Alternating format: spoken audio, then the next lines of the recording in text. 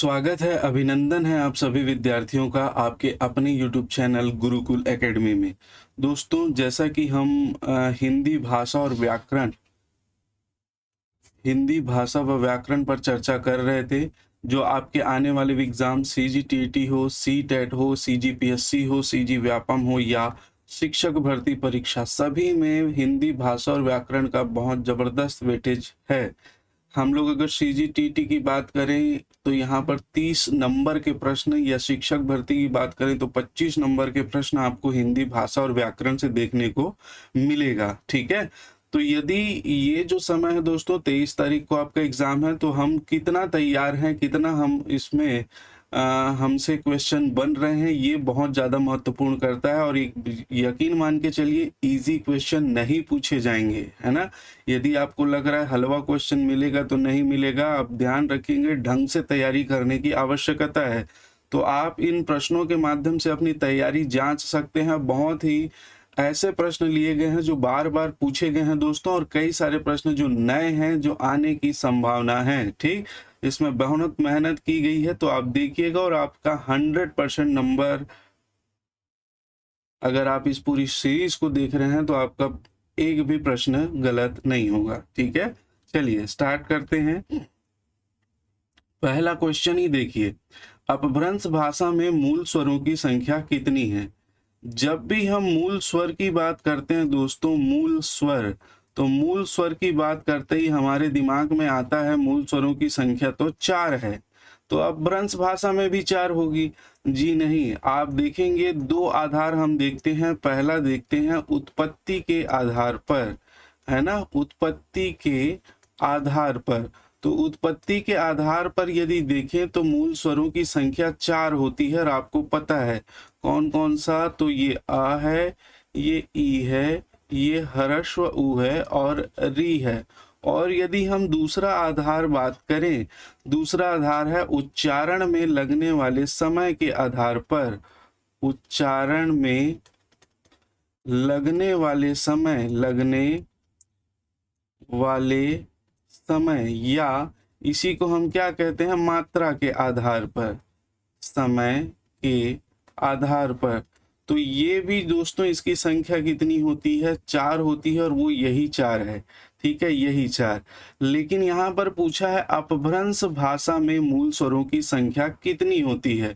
तो अपभ्रंश भाषा में मूल स्वरों की संख्या जो होती है वो 8 होती है। कौन कौन से 8 को होती है, तो ये देखिएगा, आ है, ह्रस्व ई है, दीर्घ ई है, ह्रस्व उ है, दीर्घ उ है, ए है और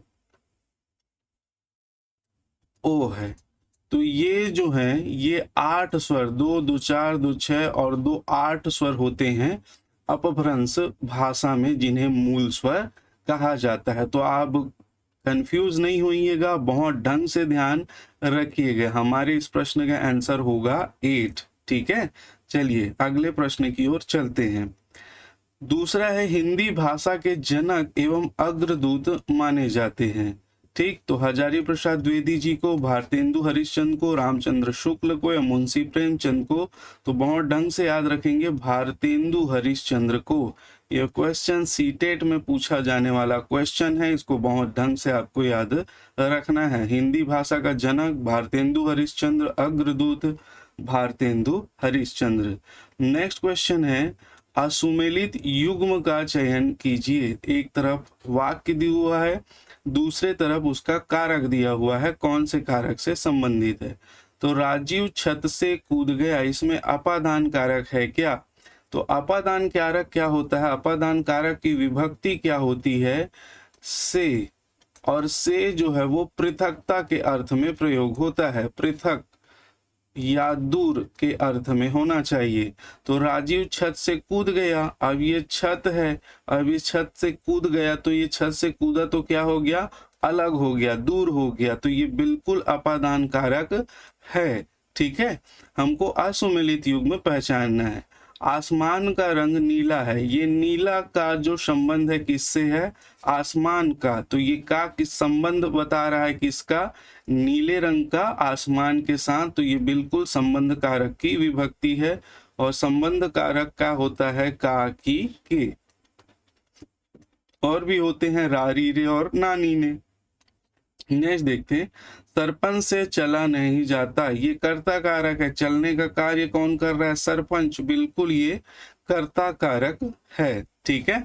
वह वस्त्रों से अध्यापिका लगती है, तो देखिएगा वह वस्त्रों से अध्यापिका लगती है, यहां पर ये संप्रदान कारक है क्या, तो बिल्कुल संप्रदान कारक नहीं है दोस्तों। यदि कोई व्यक्ति किसी चीज से पहचाना जाता है, चाहे हाथ पैर हो या कपड़े हो या मूछ से, जैसे वह मूछों से ड्राइवर लगता है ना, ये वाहन चालक लगता है, तो इस प्रकार के जो पहचान होते हैं, जो किसी अंग विशेष से या उसकी वेशभूषा से पहचाना जाता है, वहां पर दोस्तों करण कारक की विभक्ति होती है, न कि संप्रदान कारक की।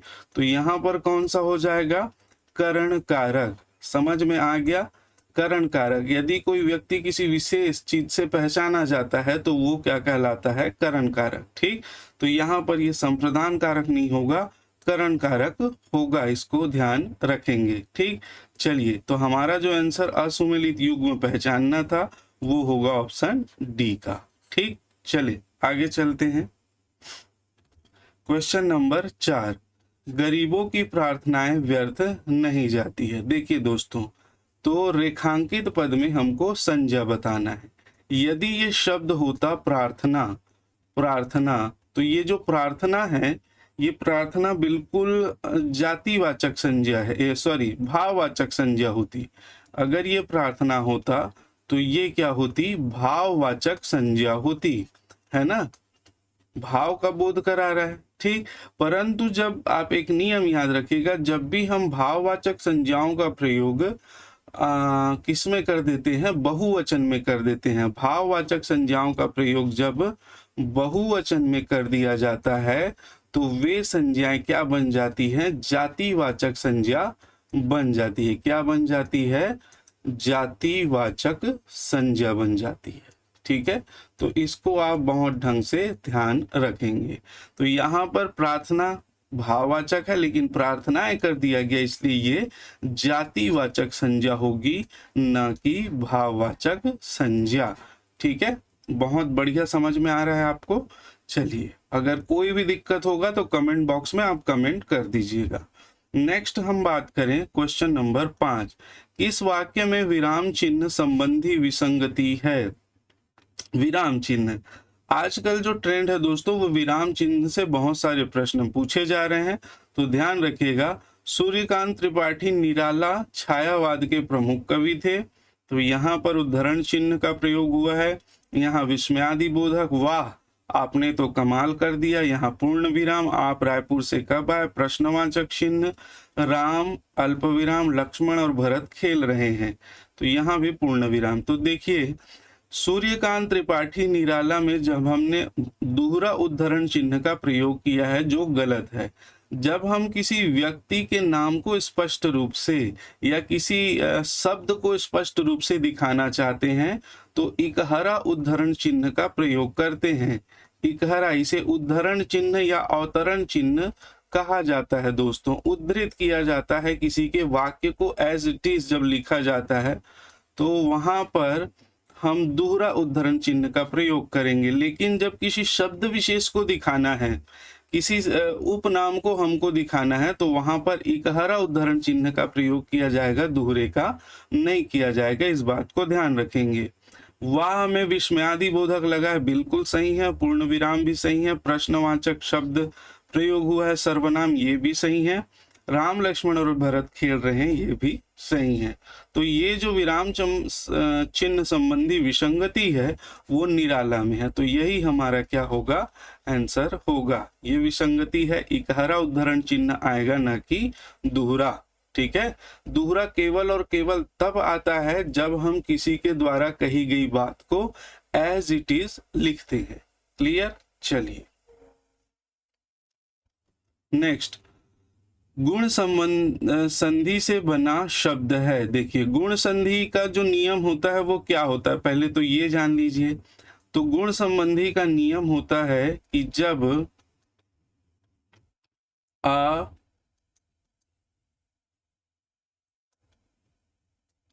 या आ के बाद, ठीक है, अ या आ हो, प्रथम शब्द का अंतिम वर्ण अ और आ हो और द्वितीय शब्द का प्रथम वर्ण ई और दीर्घ ई हो, तो दोनों मिलकर क्या बन जाता है, ए बन जाता है।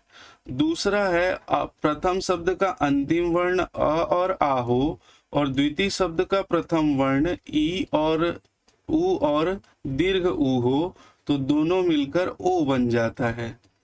तीसरा नियम कहता है कि प्रथम शब्द का अंतिम वर्ण अ या आ में से कोई एक हो और द्वितीय शब्द जो है वो क्या हो, री हो, तो दोनों मिलकर क्या बन जाता है दोस्तों, अर बन जाता है। ठीक, अब देखते हैं इसमें से कौन सा नियम किसमें काम किया है।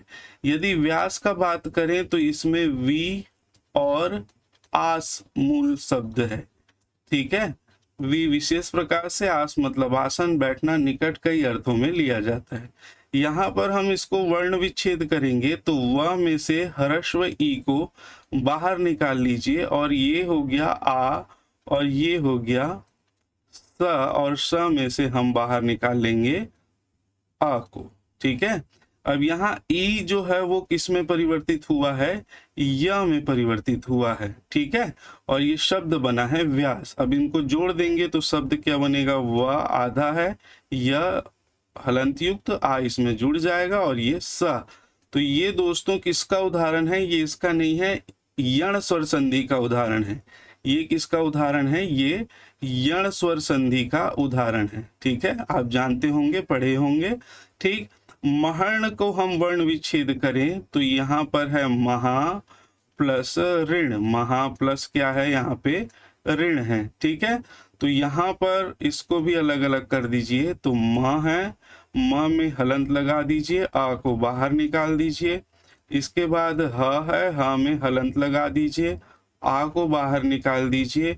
और इसके बाद री है और इसके बाद अणा है और अणा में हलंत लगाकर इसको बाहर निकाल दीजिए। ठीक है, अब यहाँ पर देखिएगा आ और री एक साथ आया है यहाँ पर, तो यहाँ दोनों मिलकर क्या बन जाएगा, अर बन जाएगा। क्या बनेगा, अर।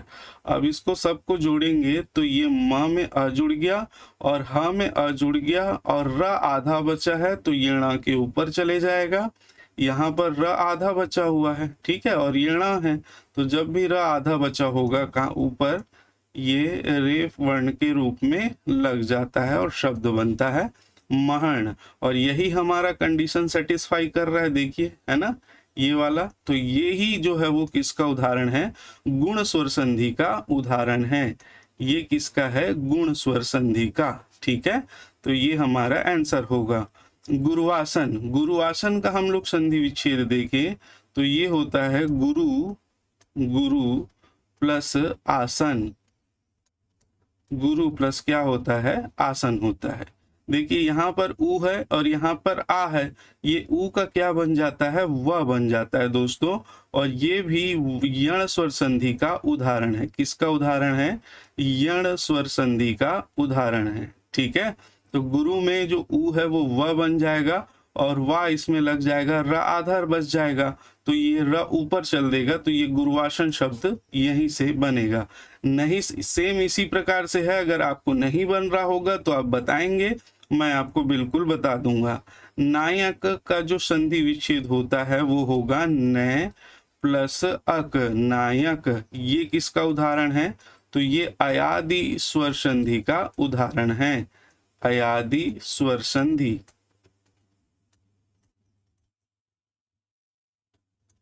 उदाहरण है। ठीक है, तो ये यण स्वर संधि, ये अयादि स्वर संधि और एक ही है हमारा गुण स्वर संधि, और यही हमारा क्या होगा, आंसर होगा। चलिए अगले प्रश्न की ओर चलें। किस विकल्प में विजातीय स्वर प्रयुक्त हुआ है, तो यहाँ बहुत ढंग से ध्यान रखना है। ये सजातीय स्वर है दोस्तों, ये तीनों, एक ही है ऑप्शन डी जो विजातीय स्वर कहलाता है। ठीक है, ये विजातीय स्वर है। देखिए आपको कई प्रकार से घुमा के दे सकता है। ये तीनों को ही सजातीय स्वर कहते हैं। ये तीनों को क्या कहा जाता है? सजातीय स्वर कहा जाता है।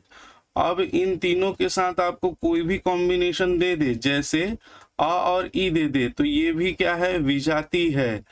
उ और ई दे दे तो ये भी क्या है? विजाती है। इसके अलावा कोई भी कॉम्बिनेशन, केवल ये तीन ही सजातीय स्वर है, इसके अलावा कोई भी दे देगा तो वो किस में आएगा? विजातीय स्वर में आएगा। ध्यान रखेंगे, जैसे उ के साथ ए दे दिया, ये विजातीय स्वर है, सजाती नहीं होगा दोस्तों। ध्यान रखेंगे बहुत ढंग से। ठीक है, चलिए अगले प्रश्न की ओर चलते हैं। उच्चारण के आधार पर स्पर्श व्यंजनों की संख्या कितनी है? देखिए, यदि अध्ययन की सरलता की दृष्टि से बात करें तो स्पर्श व्यंजनों की संख्या 25 होती है। अध्ययन की सरलता की दृष्टि से कौन कौन सा? तो आपको पता है, क वर्ग के प्रथम 5 वर्ण, 5 वर्ण, च वर्ग के 5 वर्ण, च छ ज झ य क ख ग घ अंगा 5, ट वर्ग के 5 वर्ण, ठ ठ ड ढ ण, त वर्ग के 5 वर्ण, त थ द ध न, और प वर्ग के 5 वर्ण। ये अध्ययन की सरलता की दृष्टि से इसका वर्गीकरण है। अगर टोटल करेंगे तो कितना होगा? 25। परंतु यहाँ पर क्या पूछा है? उच्चारण के आधार पर स्पर्श व्यंजन। तो उच्चारण के आधार पर जो स्पर्श व्यंजनों की संख्या होती है वो होती है 16 होती है। कौन कौन सी?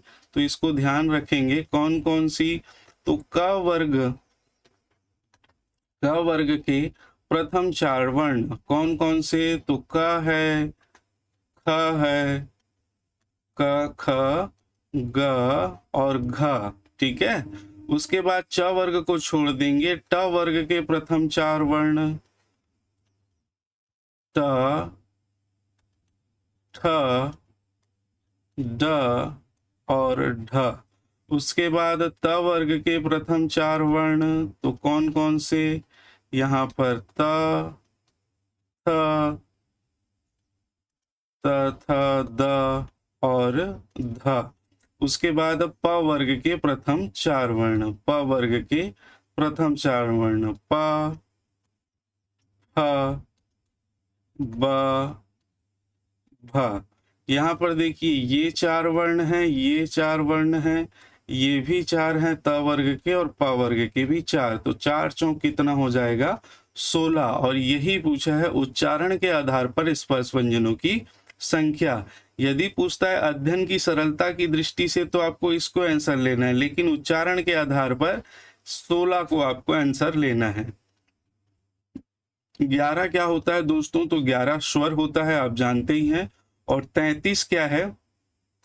तो ये हमारे हिंदी में व्यंजनों की संख्या कितनी है? 33 है, ध्यान रखिएगा। ठीक है, चलिए अगले प्रश्न की ओर चलते हैं। क्वेश्चन नंबर 9, निम्न में संघर्षहीन व्यंजन कहा जाता है। ठीक है, तो य और व को ही संघर्षहीन व्यंजन कहा जाता है। इसे ही अंतस्थ व्यंजन भी कहा जाता है, अंतस्थ व्यंजन। और इसे ही इस द्विवृत्त व्यंजन भी कहा जाता है, इस द्विवृत्त व्यंजन। और इसे ही संघर्षहीन व्यंजन हो गया। अर्धस्वर भी कहा जाता है, इसे ही क्या कहते हैं दोस्तों? अर्धस्वर। और इन सभी से नाम अलग अलग करके प्रश्न पूछा जाता है, बहुत ढंग से याद रखेंगे। ठीक है, क्योंकि इस कोई भी नाम दे देगा और आपको पूछ देगा, आपको ढंग से याद रखना है। ह को हम काकल्य वर्ण कहते हैं। क्या कहते हैं? काकल्य वर्ण, काकल्य वर्ण या अलिजिह्वा वर्ण भी कहा जाता है। अलिजिह्वा, अलिजिह्वा वर्ण भी कहते हैं। ठीक है, तो ये काकल्य वर्ण है या अलिजिह्वा वर्ण है। ज को हम संयुक्ताक्षर या संयुक्त व्यंजन कहते हैं। क्या कहते हैं? संयुक्त अक्षर या संयुक्त व्यंजन कहते हैं। ठीक है, ज्या को। ल को पार्श्विक व्यंजन कहा जाता है, पार्श्विक, पार्श्विक वर्ण या पार्श्विक व्यंजन। क्यों? क्योंकि पार्श्व का अर्थ होता है दोस्तों बगल या पार्श का अर्थ होता है बगल या पास के अर्थ में लेते हैं, ठीक है। तो जब हम ल वर्ण का उच्चारण करते हैं तो ल हमारे मुख में ऊपर लगकर हवा जो है वो जो प्राणवायु है, जो हवा है, किसी भी वर्ण का उच्चारण करते समय हवा मुख से बाहर निकलती है। वो हवा जीभ के दोनों ओर से, जीह्वा के दोनों ओर से वो बाहर की ओर निकलती है, दोनों बगल भाग से। इसीलिए इसको ल को पार्श्विक वर्ण कहा जाता है। आप ल का उच्चारण करके देखिए, ल, तो जीह्वा के दोनों ओर से हवा जो है वो बाहर की ओर निकलेगी। इसीलिए इसको हम क्या कहते हैं, पार्श्विक वर्ण कहते हैं।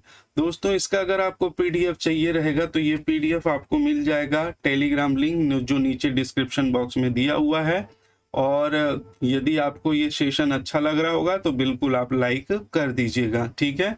हम एक प्रश्न में कई सारे प्रश्नों को समाहित किए हुए हैं, है ना। ऐसा नहीं है कि प्रश्न एक है तो उसमें एक ही क्वेश्चन का आंसर मिल रहा है। आपको कई सारे 8 से 10 प्रश्न इसमें आपको मिल जा रहे हैं, ठीक है।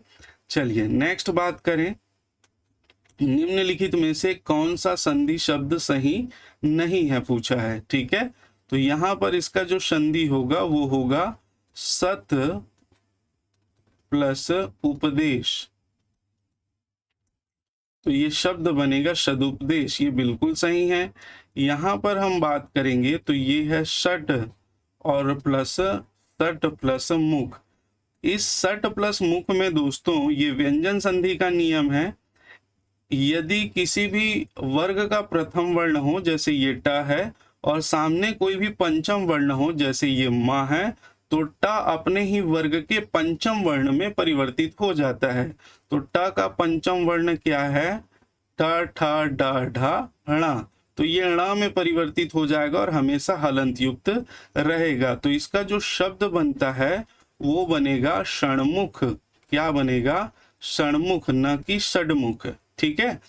6 मुख हैं जिसके, अर्थात कौन, ये तो ये भी जानते रहिए, भगवान कार्तिकेय, कार्तिकेय का जो है ये विशेषण है और उनका पर्यायवाची के रूप में भी प्रयोग होता है। कार्तिकेय 6 मुख हैं, 6 माताओं वाले हैं, ठीक, ध्यान रखेंगे। तो ये हमारा आंसर भी यही होगा, ये सही नहीं है, संधि इसमें सही नहीं है। आगे देखेंगे फिर भी, उच्छृंखल, यहाँ पर उद है प्लस श्रृंखल शब्द है। देखिए श्रृंखल शब्द लिखने में भी हम बहुत सारी गलतियां करते हैं, जैसे ये है और ये है शुद्ध उसका लेखन श्रृंखल, ठीक है। यहाँ पर हम जचाने के लिए इसको ये भी लिख देते हैं दोस्तों, जो कि क्या हो जाता है, गलत हो जाता है। श्रृंखल या श्रृंगार जो है आप ऐसे ही लिखेंगे, शब्द शुद्धि में 1000 बार पूछा जा चुका है, ठीक, क्योंकि एक मात्रा जब इसमें लग चुकी है तो दूसरी मात्रा की आवश्यकता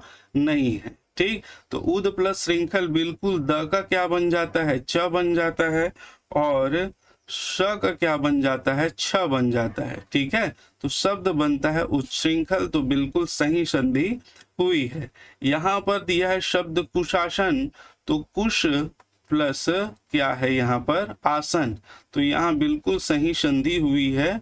कुश में अ और ये अ मिलकर आ बन गया है, शब्द बना है कुशासन। कुश एक प्रकार की घास होती है, उसका जो आसन होता है, पहले ऋषि मुनि जो है वो उसी पर बैठते थे। तो उस समय फर्नीचर नहीं हुआ करते थे दोस्तों, तो उसी कुशे का एक आसन लगाया जाता था, उसे कुशासन बोला जाता है। चलिए नेक्स्ट हम बात करें, आज सर्वत्र कुशासन दिखाई दे रहा है, तो रेखांकित पद में समास बताना है। अभी हमने कुशासन को 2 भागों में हम देखेंगे। देखिए जैसे हमने अभी देखा कि कुश, संधि की दृष्टि से देखें तो ये कुश प्लस आसन होगा, ठीक है। कुशा का जो बनने वाला आसन है, कुशा मतलब मैंने बताया एक प्रकार की घास को, ठीक है। दूसरा जब हम बात करें कु प्लस शासन, ठीक है। और ये कु प्लस शासन की जब हम बात करेंगे तो कु का अर्थ होता है बुरा, कु का अर्थ क्या होता है, उपसर्ग है, बुरा के रूप में प्रयोग होगा। तो इस समास का जब हम विग्रह करेंगे, इसको जब हम फैलाएंगे तो ये क्या हो जाएगा, कु बुरा है जो शासन, बुरा है जो शासन। अब आपको यहाँ पर इसका अर्थ देखना पड़ेगा, क्या, देखिए कुशासन का अर्थ कुशा से आसन वाला है क्या यहाँ पर? आज सर्वत्र कुशा से निर्मित आसन दिखाई दे रहा है, ये कहना चाह रहा है क्या? नहीं, बिल्कुल गलत है। आज सर्वत्र सभी जगह कु मतलब बुरा है जो शासन दिखाई दे रहा है, इसका अर्थ जो है वो कु बुरा और शासन से है। तो यहाँ पर कु जो है दोस्तों वो विशेषण शब्द के रूप में प्रयोग हुआ है और शासन जो है वो विशेष्य है। शासन क्या है? विशेष्य है। तो यहाँ पर विशेषण विशेष्य का संबंध है, इसीलिए ये कर्मधारय समास होगा। क्या होगा? कर्मधारय समास। हालांकि कु उपसर्ग है, लेकिन यहाँ पर ये शासन की विशेषता बताने का कार्य कर रहा है, इसलिए अव्ययी भाव समास में नहीं जाएंगे, यहाँ पर ये कर्मधारय समास होगा। ठीक है, चलिए, मेरे ख्याल से आप लोगों को स्पष्ट रूप से समझ में आ गया होगा। नेक्स्ट बात करें, उसके सपनों का सौदागर आया है, वाक्य में सपनों शब्द में संज्ञा है। ये अब भी हम लोगों ने डिस्कस किया था दोस्तों, यदि ये शब्द सपना होता तो ये भाववाचक संज्ञा होती, परंतु भाववाचक संज्ञा का हमने फिर से प्रयोग किसमें कर दिया है? जातिवाचक संज्ञा बहुवचन में कर दिया है। सपनों ये किसका है? बहुवचन शब्द हो गया। और जब हम भाववाचक संज्ञाओं को बहुवचन में प्रयोग कर देते हैं तो वे क्या बन जाती है? जातिवाचक संज्ञाएं बन जाती है। क्या बन जाती है? जातिवाचक संज्ञा। तो ये बिल्कुल सपनों जो है वो जातिवाचक संज्ञा है और यही हमारा आंसर होगा। ठीक है, क्लियर। चलिए नेक्स्ट, किस विकल्प में सभी क्रियाएं अकर्मक होती हैं? देखिए दोस्तों, क्रिया दो प्रकार, कर्म के आधार पर हम दो प्रकार से बांटते हैं, एक अकर्मक क्रिया और दूसरा सकर्मक क्रिया। अकर्मक क्रियाएं वे होती हैं जिन वाक्यों में या जिन क्रियाओं में कर्म का प्रयोग नहीं होता है, और जिन क्रियाओं में कर्म का प्रयोग होता है, अ मतलब नहीं कर्म जिसमें कर्म नहीं है अकर्मक क्रिया, स मतलब सहित कर्म जो कर्म के सहित प्रयुक्त हुआ है वो सकर्मक क्रिया। इसको पहचानते कैसे हैं? तो हम जब क्या लगाकर प्रश्न करते हैं या किसको, आप ढंग से ध्यान रखेंगे, क्या या किसको लगाकर प्रश्न करेंगे? क्रिया के साथ। किसके साथ? क्रिया के साथ। तो यदि सार्थक उत्तर आता है, सार्थक उत्तर प्राप्त होता है तो वो क्या होगा? सकर्मक क्रिया होगा। और कोई उत्तर नहीं आता, कोई भी उत्तर नहीं आता या निरर्थक उत्तर प्राप्त होता है, निरर्थक जो अपने मन से आप सोचते हो निरर्थक उत्तर, तो वो क्या होगा? अकर्मक क्रिया होगा। ध्यान रखेंगे, ठीक है। और साथ ही साथ ध्यान रखेंगे, हम क्रिया के साथ आप कंफ्यूज होंगे तो कौन लगाकर प्रश्न करेंगे, क्या लगा कौन लगाकर क्रिया के साथ, तो जो उत्तर आएगा वो होता है क्या? कर्ता होता है दोस्तों, वो होता है क्या? कर्ता। तो ये आप कंफ्यूज जहां पर होंगे आप लगा लीजिएगा कौन। जैसे अब देखिए, हंसना क्रिया है, क्या लगाइए? क्या हंसता है? उत्तर आ रहा है क्या? नहीं। किसको हंसता है? उत्तर आ रहा है क्या? नहीं। तो यहाँ पर ये बिल्कुल क्या होगा? अकर्मक क्रिया होगी। खाना, क्या खाता है? तो बिल्कुल उत्तर आएगा, है ना, रोटी सब्जी चावल आम जो भी खाता है, तो ये सकर्मक क्रिया होगी। यहाँ पर सोना है, क्या सोता है? उत्तर आएगा। कौन सोता है? कौन सोता है उसका उत्तर आएगा, तो वो कर्ता होगा, है ना। लेकिन क्या सोता है, किसको सोता है, इसका उत्तर नहीं आएगा, इसलिए ये क्या होगा? अकर्मक क्रिया होगी। चलना, क्या चलता है? उत्तर आएगा क्या? नहीं आएगा। कौन चलता है का उत्तर आएगा, तो ये अकर्मक क्रिया होगी।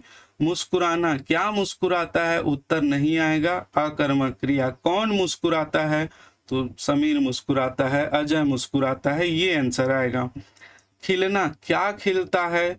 तो यहाँ पर भी दोस्तों ये अकर्मक क्रिया होगी। देखिए, कौन खिलता है? तो फूल खिलता है ना।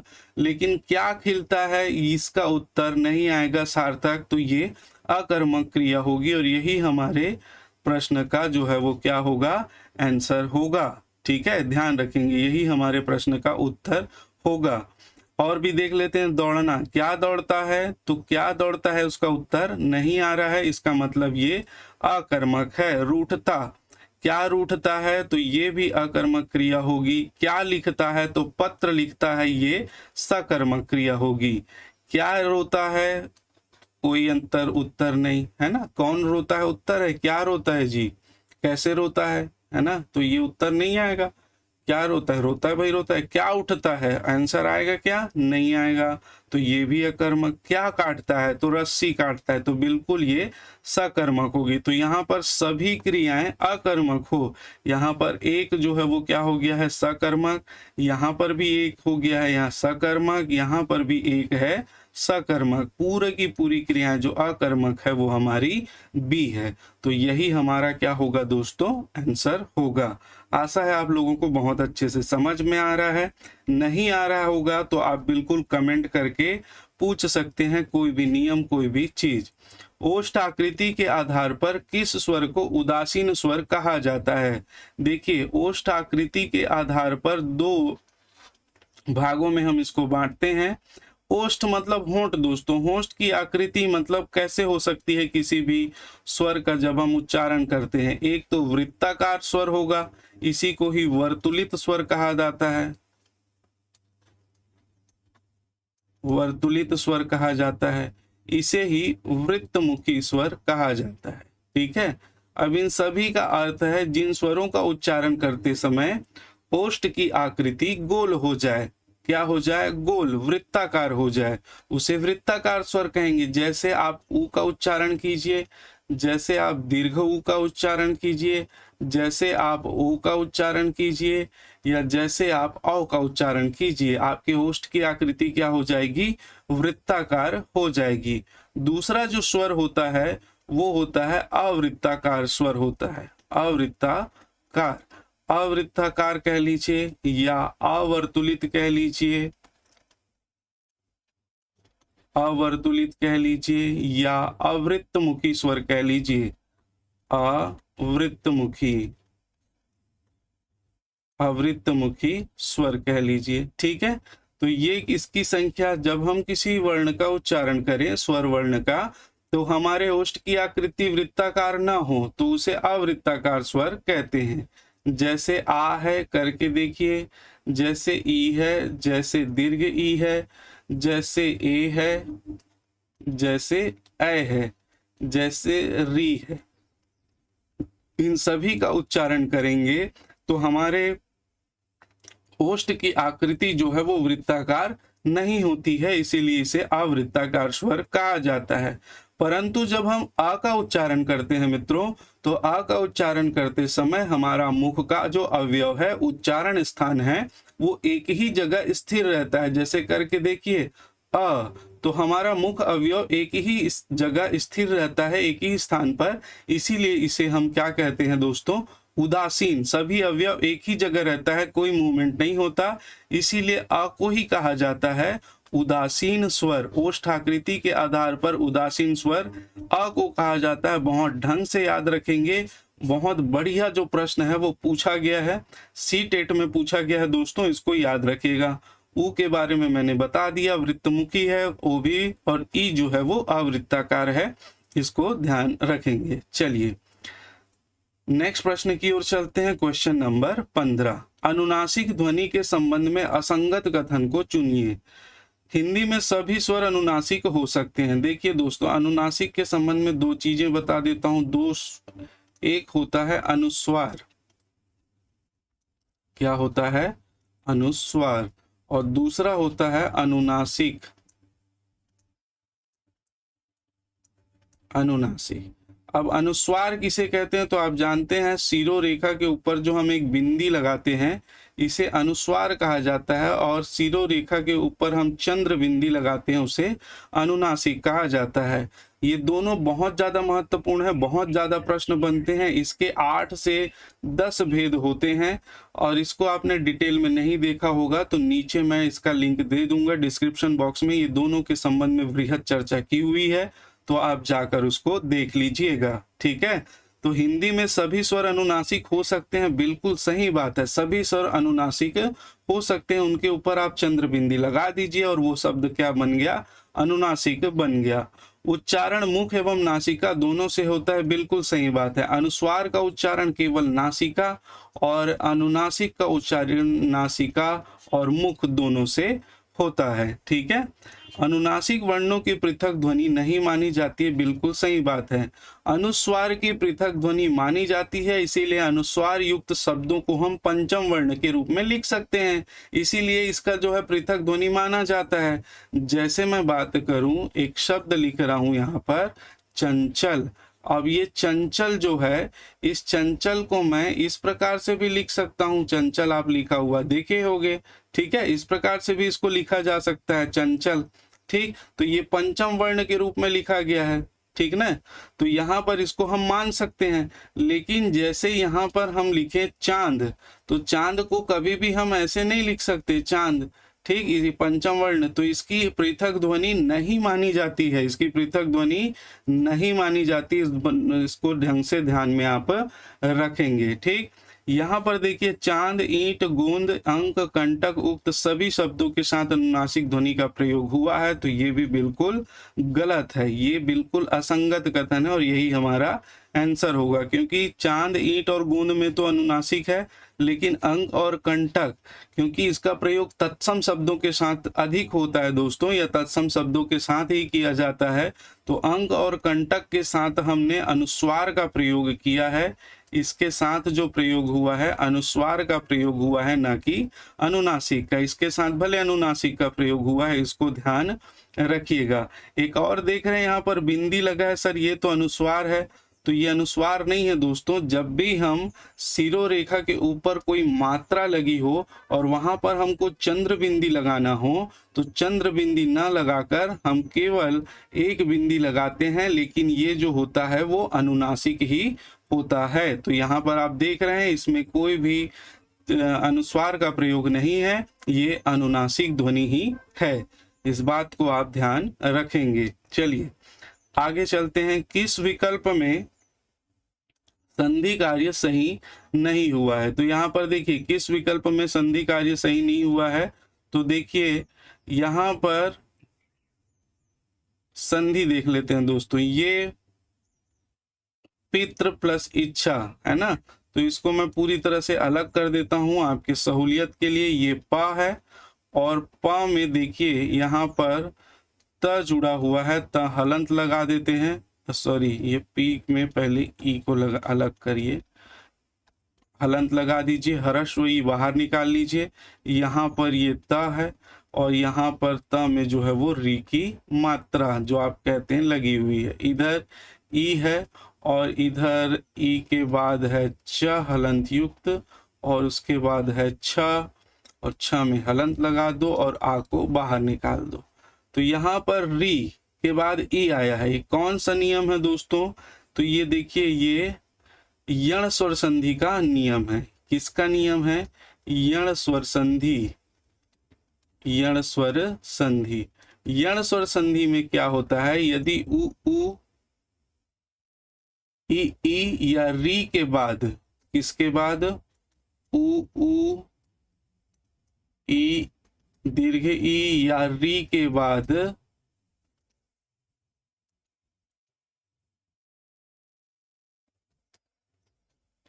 री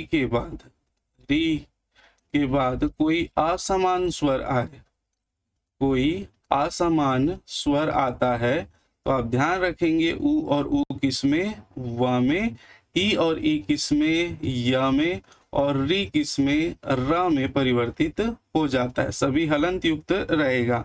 तो री को आप परिवर्तित कर दीजिए र में, ठीक है, बाकी सबको जोड़ दीजिए। तो यहाँ पर प बचा है और ये प में ई जुड़ गया। ठीक, यहाँ पर आधा त है, यहाँ पर आधा र है, और यहाँ पर ई है, और यहाँ पर च है, और च में यहाँ पर छ में आ लग गया। ठीक, और ये आधा त और आधा र मिलकर क्या बन जाता है दोस्तों? त्र बन जाता है। तो यहाँ पर बनेगा क्या? पी त्री, त्र में ई जुड़ गया, पित्री, और ये बन जाएगा छा, पितृच्छा। ठीक है, तो ये बिल्कुल सही संधि हुआ है। वैसे ही यहाँ पर री र बन गया और मात्रा आनंद, ये भी बिल्कुल सही हुआ है। यहाँ मात्र प्लस अर्थ, ये भी री जो है त्र बन गया, यहाँ पर मात्र अर्थ बिल्कुल सही प्रयोग हुआ है। लेकिन ये जो है वो गलत प्रयोग हुआ है दोस्तों, यहाँ री जरूर बना है। यहाँ मैं साफ साफ लिख देता हूं, जैसे भरा है प्लस त है और त में री की मात्रा लगी हुई है, और यहाँ पर जो शब्द है वो उ है प्लस प है, और ये मैं एक ही साथ लिख दे रहा हूं आपको समझाने के लिए, कार। तो री का यहाँ पर र बनेगा मित्र, और र बनेगा तो ये उ इसमें जुड़ जाएगा, तो शब्द क्या बनेगा, शब्द बनेगा भ्रातृपकार। क्या शब्द बनेगा, भ्रातृपकार, ना कि भ्रातृपकार। तो इसमें जो है वो संधि नियम सही नहीं हुआ है, तो यही हमारा क्या हो जाएगा मित्रों, आंसर हो जाएगा। क्लियर है। चलिए अगले प्रश्न की ओर चलते हैं। क्वेश्चन नंबर 17, किस विकल्प में संधि कार्य सही हुआ है। इसमें सही हुआ है पूछा। देखिए संधि से बहुत ज्यादा 2-3 प्रश्न दे दिया जाता है, इसको ध्यान रखेंगे। किस विकल्प में संधि कार्य सही हुआ है, तो ये जो शब्द है वो शब्द है गुरु, मूल शब्द है गुरु प्लस औदार्य, और ये औदार्य भी मूल शब्द नहीं है, मूल शब्द था उदार। उदार में जब हम यह प्रत्यय लगा देते हैं तो शब्द बनता है औदार्य, भाववाचक संज्ञा है। ठीक है, यहाँ पर अब इसको अलग अलग कर दें। जैसे ये ग है, ग में हम ह्रस्व उ को बाहर निकाल लेंगे, हलंत लगा देंगे तो ये ह्रस्व उ बाहर निकल गया। र है, र में भी हलंत लगा दीजिए, ह्रस्व उ को बाहर निकाल दीजिए। और यहाँ पर औ है, और यहाँ पर द है, और द में आ की मात्रा है, उसको बाहर निकाल दीजिए। और उसके बाद यहाँ पर य है, और य में मैं रेफ वर्ण लगा दे रहा हूं सीधा सीधा। ठीक है, उसको अलग नहीं कर रहा हूं, हमको इससे मतलब है। देखिए उ के बाद कोई भी वर्ण आए तो हमने इससे पहले ही वाले में देखा था, उस किस में बदल जाता है, व में बदल जाता है, और ये हलंत युक्त रहेगा। अब बस इतना ही नियम है, और उसके बाद इसको चेंज कर दीजिए। तो हम चेंज करेंगे तो ये ग में उ की मात्रा जुड़ गई, ये उ, र आधा है और व आधा है। ठीक है, तो यहाँ पर र में हलंत लगा दीजिए, व आधा है तो व में ये जुड़ जाएगा औ, तो ये शब्द बनेगा औ। ठीक है, और यहाँ पर दार्य का वैसे वैसे रहेगा। अब ये र आधा है, तो र आधा जब किसी वर्ण के सामने रहता है तो हम उसको क्या कहते हैं, ऊपर लगा देते हैं। तो ये औ इसके ऊपर रेफ वर्ण, और यहाँ पर औदार्य, तो ये क्या बन गया, गुर्वोदार्य। ये अगर आपको ये नियम पता है, यण स्वर संधि का नियम है, ये भी किसका है, यण स्वर संधि। ठीक है, तो ये क्या बन जाएगा, गुर्वोदार्य। ऑप्शन डी इसका हमारा करेक्ट आंसर होगा। यदि आपने ढंग से पढ़ रखा है तो आपको कोई भी परेशानी नहीं होने वाली है। ठीक, चलिए वर्तनी क्या है, बहुत बढ़िया प्रश्न है, आईएमपी क्वेश्चन है, अभी हाल ही में बहुत पूछा जा रहा है। वर्तनी मात्रा है, ध्वनि है, लिखने की रीति है, या उच्चारण का तरीका है। तो वर्तनी दोस्तों, वर्तनी को आप ढंग से समझिएगा।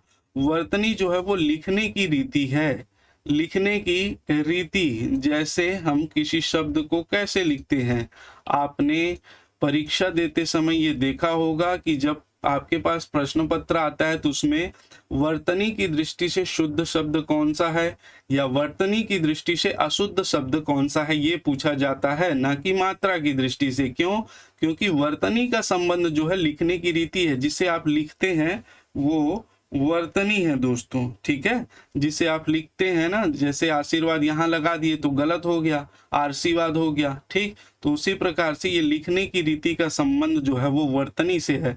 तो फिर मात्रा क्या है, मात्रा का संबंध जो है मैं अभी और बताया था, उच्चारण में लगने वाले समय से है। उच्चारण में लगने वाले समय, उच्चारण में लगने वाले समय से है। ठीक है, आपने बचपन में पढ़ा होगा, जब छंद और अलंकार, छंद पढ़ते थे हम लोग, तो वहां पर हम खड़ी पाई लगाते थे एक मात्रा के लिए, और द्विमात्रा या गुरु मात्रा के लिए हम दीर्घ ये दीर्घ मात्रा का जो है साइन लगाते थे। ठीक है, तो यही क्या कहलाती थी, मात्रा। ऐसे ही मात्रा गिनते थे, सोठा, रोला, है ना, ये छंद में 14 16 की मात्राएं, 13 की मात्राएं, ये जो गिनते थे।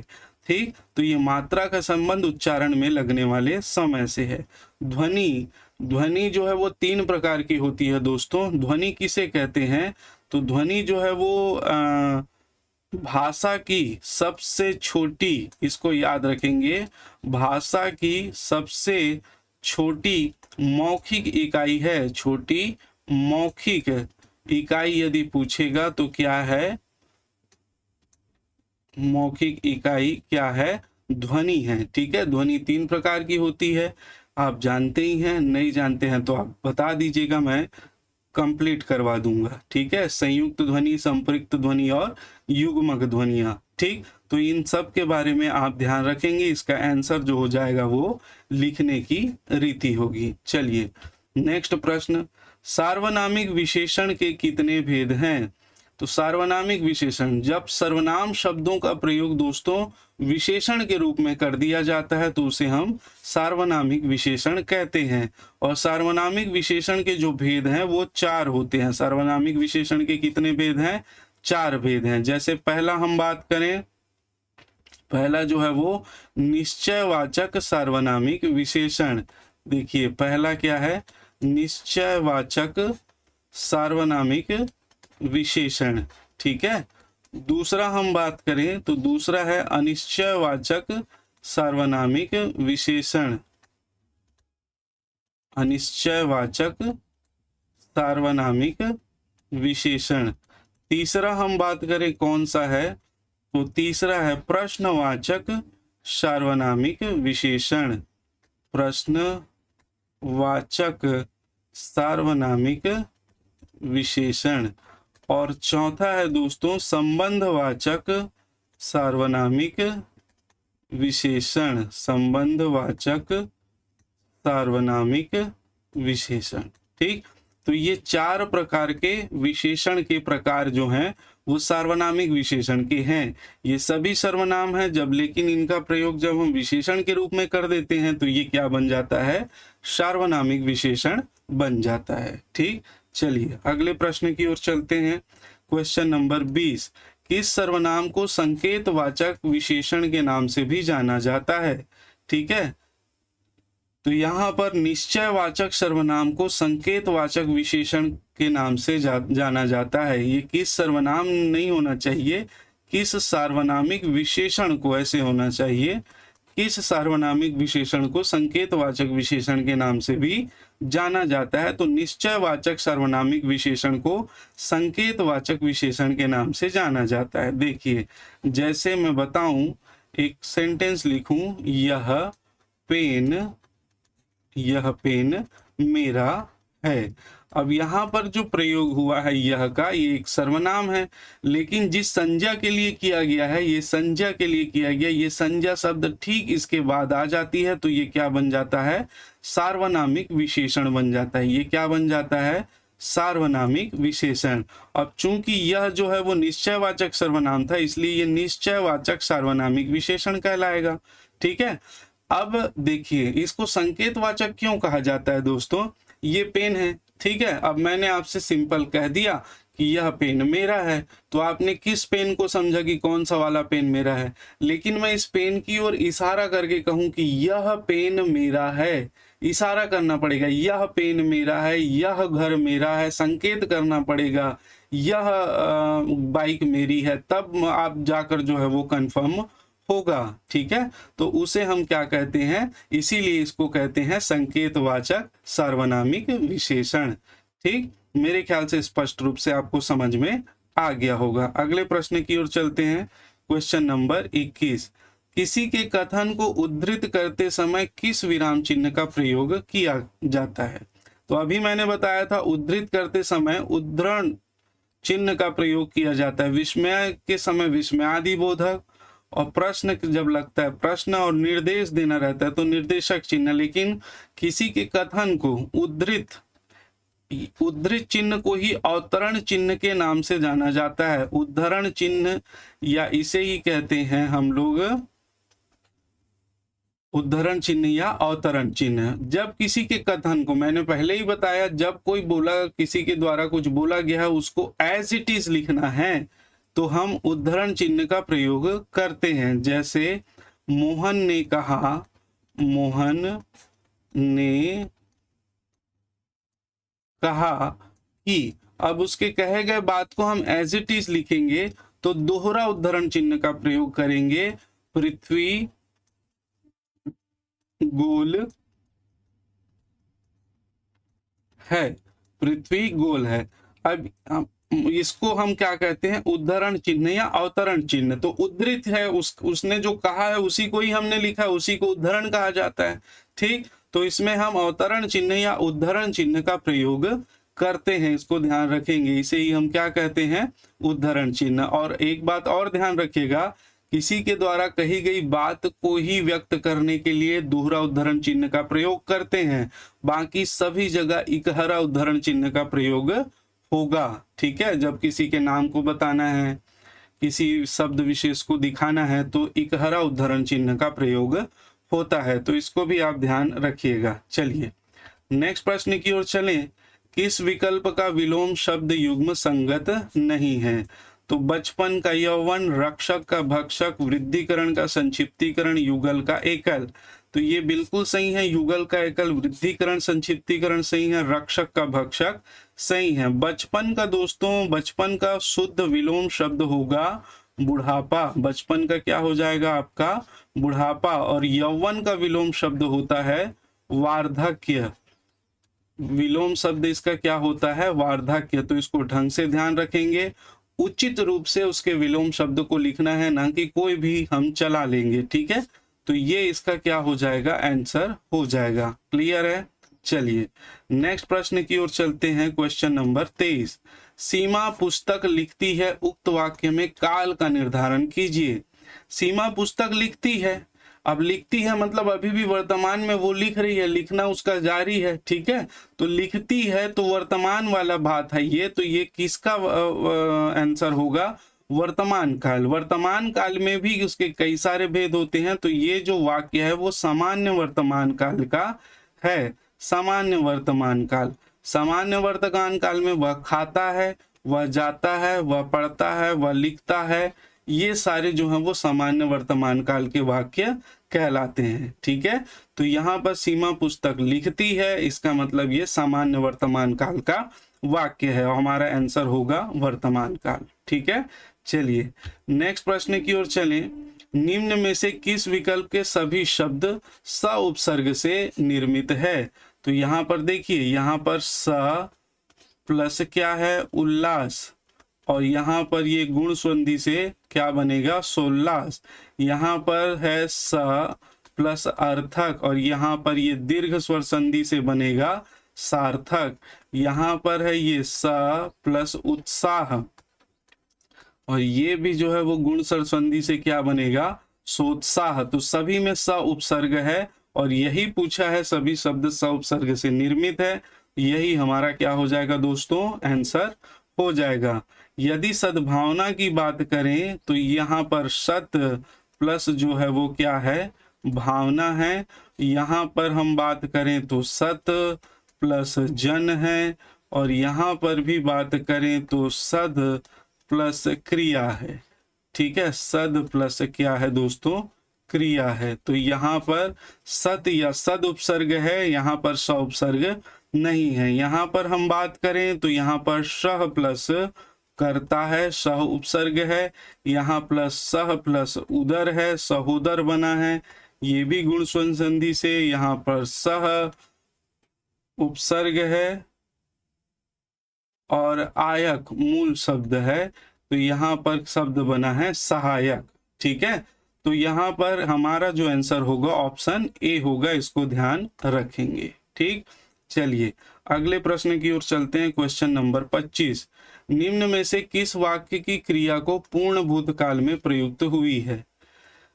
पूर्ण भूतकाल किसे कहते हैं दोस्तों? जब कोई क्रिया बहुत पहले ही समाप्त हो चुकी है, बहुत पहले उसका जो है वो कार्य संपन्न हो चुका है, उसे हम पूर्ण भूतकाल कहते हैं। जैसे राम ने श्याम के साथ बात की, अब राम ने श्याम के साथ बात की, तो कब की? अभी की, बहुत पहले की, इसके संबंध में ज्ञान नहीं है, तो ये पूर्ण भूतकाल नहीं है। ये क्या है? सामान्य भूतकाल का वाक्य है। ये पूर्ण भूतकाल नहीं है, ये क्या है? सामान्य भूतकाल का वाक्य है। ठीक है, की तो है, लेकिन कब की है हमें स्थिति का, समय का ज्ञान नहीं है।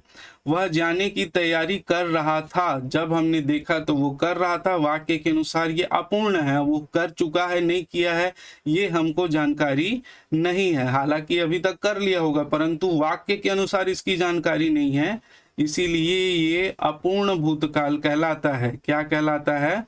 अपूर्ण भूतकाल कहलाता है। ठीक है, कार्यक्रम में साहित्यिक चर्चा होगी, होगी ये तो भविष्य की बात है, तो ये भविष्य काल है।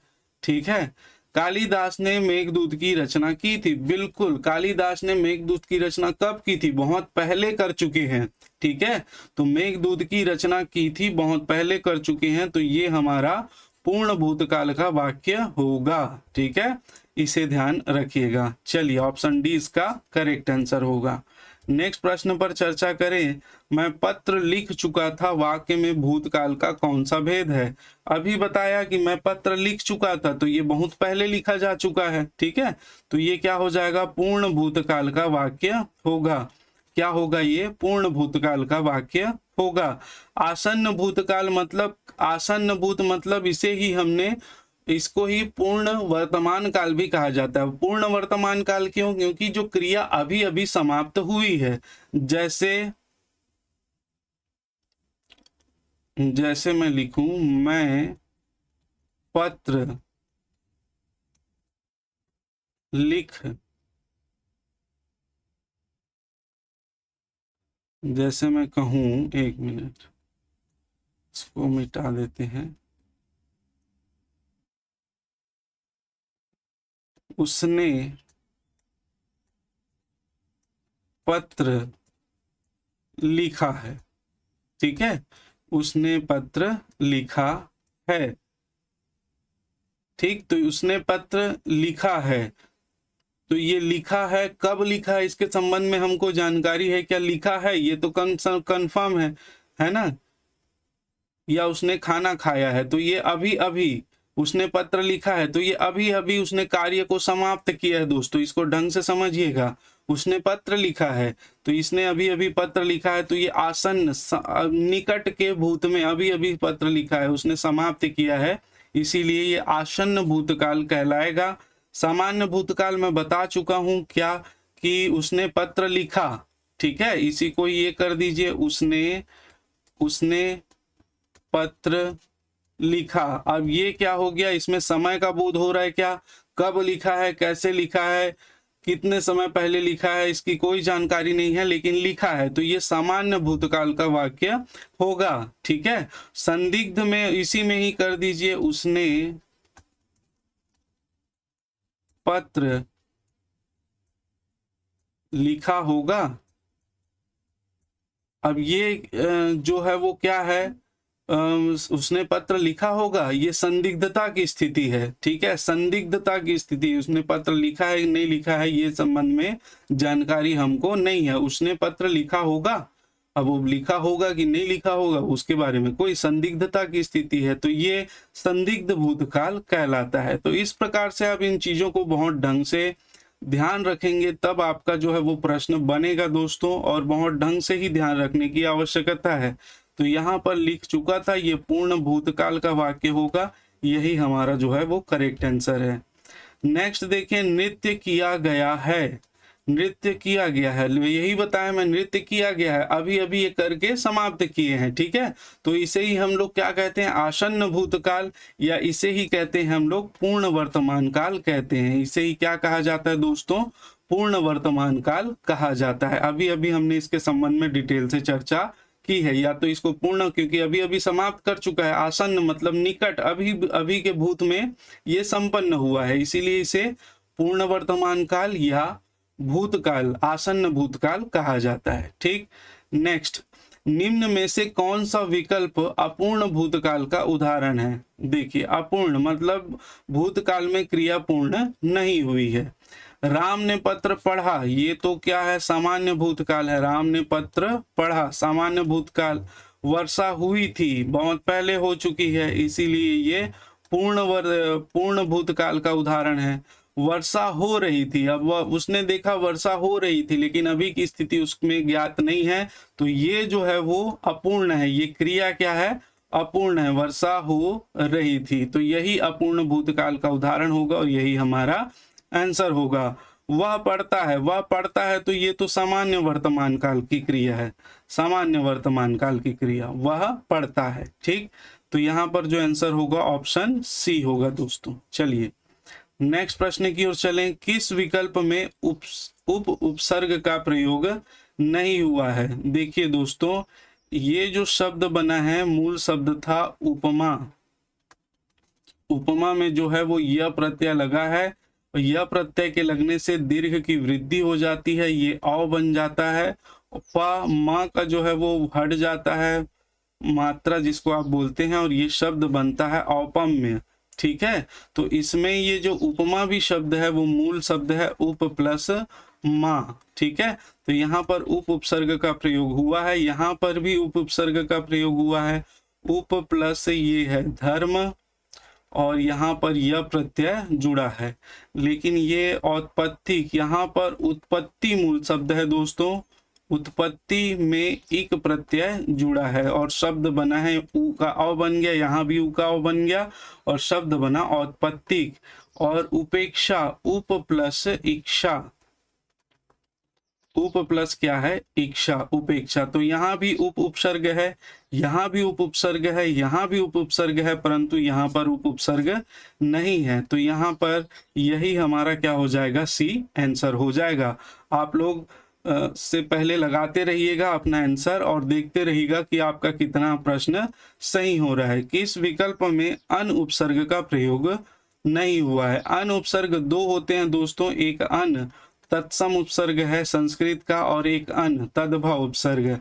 इसके साथ ये जो हमेशा तत्सम शब्दों के साथ प्रयोग में आएगा, तत्सम शब्द के साथ, और अन जो है वो तद्भव शब्द के साथ प्रयोग में आता है। तो इसीलिए आप ध्यान रखेंगे कहाँ पर अन है और कहाँ पर अन लगेगा। जैसे अनबोल है, यहाँ पर अनबोल में हम देखें तो ये अनबोल अन प्लस बोल है। ठीक है, न कि अन प्लस बोल।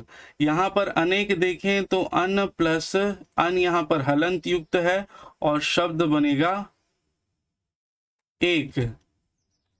ठीक है, यहाँ पर भी अन उपसर्ग का प्रयोग हुआ है, शब्द बनेगा अन प्लस ऐतिहासिक। क्या बनेगा? अन प्लस ऐतिहासिक। यहाँ पर हम बात करें तो यहाँ पर भी अन उपसर्ग है और अन के साथ हम क्या जोड़ देंगे? ईश्वर। तो क्या शब्द बन जाएगा? अनीश्वर। ठीक है, तो यहाँ अन उपसर्ग है, यहाँ भी अन है हलंत युक्त, और यहाँ भी अन है, लेकिन यहाँ पर अन तद्भव उपसर्ग का प्रयोग हुआ है, तो अन का प्रयोग यहाँ पर नहीं हुआ है, तो ये हमारा क्या होगा? आंसर होगा। ठीक है, याद रखेंगे। नेक्स्ट प्रश्न की ओर चलें। क्वेश्चन नंबर 31, कौन सा शब्द ल प्रत्यय से निर्मित है? देखिए दोस्तों, यहाँ पर ल प्रत्यय नहीं है, यहाँ पर वी उपसर्ग है और उसके साथ तल मूल शब्द है। ठीक है, यहाँ पर शीत मूल शब्द है और शीत के साथ ल गुण संबंधी विशेषता बताता है। शीतल, शीत प्लस ल जुड़ गया, शीतल उसका गुण बता रहा है, वो शीतल है। वैसे ही मृदु, मृदु के साथ क्या जुड़ेगा? ल जुड़ेगा, मृदुल, वह मृदुल है। वैसे ही श्याम के साथ क्या जुड़ेगा? ल, वह श्यामल। ठीक है, तो यहाँ पर वितल में जो है वो ल प्रत्यय का प्रयोग नहीं हुआ है। प्रत्यय संबंधी चीजों को आप ढंग से ध्यान रखिएगा। ठीक है, तो ये हमारा क्या हो जाएगा? वितल हमारा इस प्रश्न का आंसर होगा। क्लियर? चलिए अगले प्रश्न की ओर चलते हैं। क्वेश्चन नंबर 32, प्रत्यय की दृष्टि से असुमेलित विकल्प का चयन कीजिए। प्रत्यय की दृष्टि से विचारणीय, दृष्टव्य, वृषणीय, वाल्मीकि। ठीक, यहाँ पर देखिए दोस्तों, ये मूल शब्द है वी, वी और वी उपसर्ग है, मूल शब्द चर धातु है, उसमें अ प्रत्यय लगने से ये चार बन जाता है, और इसमें अनीय प्रत्यय जुड़ा हुआ है, अनीय। ठीक है, अब ये शब्द बनता है वी, चर में अ लगा चार बना विचार, और र के कारण ये न जो है वो ण बन जाता है और शब्द बनता है विचारणीय। तो इसमें ईय प्रत्यय नहीं लगा है, बिल्कुल गलत है, इसमें अनीय प्रत्यय लगा हुआ है। दृष्टव्य, बिल्कुल, तव्य जो है वो दृश्य धातु के साथ जब मिलता है तो शब्द बनता है दृष्टव्य। वृष्णि प्लस ए का बनता है वार्ष्णेय, ये भी बिल्कुल सही है, वार्ष्णेय बनेगा। और वल्मीक, ये वाल्मीक नहीं है दोस्तों, इसमें गलत है, वल्मीक है। वल्मीक में जब ये प्रत्यय जुड़ता है तो वह आ बन जाता है और शब्द बनता है वाल्मीकीय, तो ये भी बिल्कुल सही है। तो गलत असुमिलित विकल्प है हमारा ए, तो इसे आप याद रखेंगे दोस्तों। नेक्स्ट, किस विकल्प में तम प्रत्यय का प्रयोग हुआ है? चतुर्थम, बिल्कुल सही। श्रेष्ठतम, ये बिल्कुल गलत है। आप जानते ही हैं श्रेष्ठ के साथ, श्रेष्ठ में आप खुद ही श्रेष्ठ में खुद ही श्री के साथ इष्ठन प्रत्यय का प्रयोग हुआ है, और इष्ठन अपने आप में सर्वोच्चता का वाचक शब्द है, सर्वोच्च शब्द है। तो उसमें हम और तम प्रत्यय, एक ही अर्थ वाले दो प्रत्यय का प्रयोग नहीं करते हैं, गलत हो जाता है। ठीक है, तो सर्वश्रेष्ठ कर सकते हैं लेकिन श्रेष्ठतम नहीं कर सकते। महत प्लस तम महत्तम, ये बिल्कुल सही है। लघु प्लस तम लघुतम, ये भी बिल्कुल सही है। श्रेष्ठतम जो है उसका प्रयोग असंगत हुआ है, इस बात को आप ध्यान रखिएगा। ठीक है, चलिए नेक्स्ट प्रश्न की ओर चलते हैं। किस विकल्प में अलुक तत्पुरुष समास का प्रयोग हुआ है? अलुक शब्द दोस्तों दो शब्दों से मिलकर बना है, आ और लुक। आ और क्या है? लुक। अलुक, लुक मतलब छिपना, और जहां पर ना छिपा हो तो क्या नहीं छिपा हो। आप जानते हैं तत्पुरुष समास में कारक चिन्हों का प्रयोग होता है जब उसको समास समस्त पद का विग्रह किया जाता है।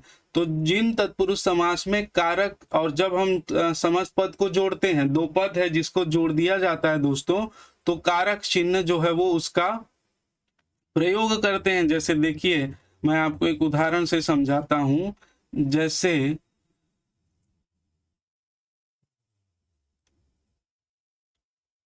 पाठशाला, एक शब्द ले लेते हैं इजी, पाठशाला।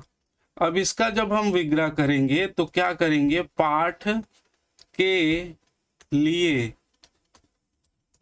शाला, यही होगा संप्रदान तत्पुरुष समास का उदाहरण। ठीक है, तो ये जब हम इन शब्दों को जोड़ते हैं, जब हम जोड़ते हैं समस्त पद बनाते हैं, इसको कहते हैं हम समस्त पद।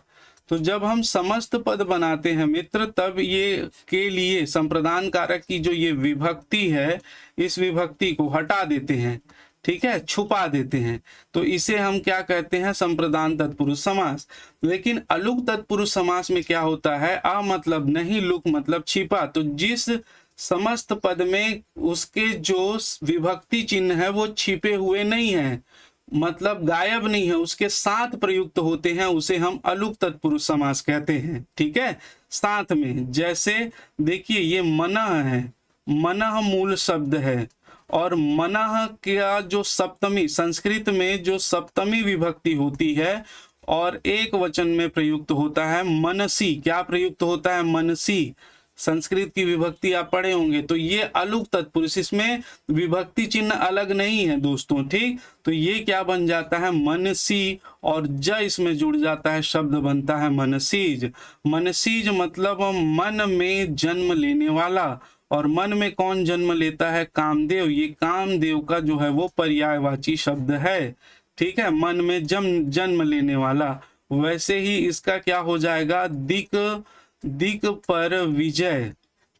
दिक मतलब दिशाओं पर विजय। ठीक है, अधिकरण तत्पुरुष समास का उदाहरण है सर्व में व्याप्त, सर्व में व्याप्त।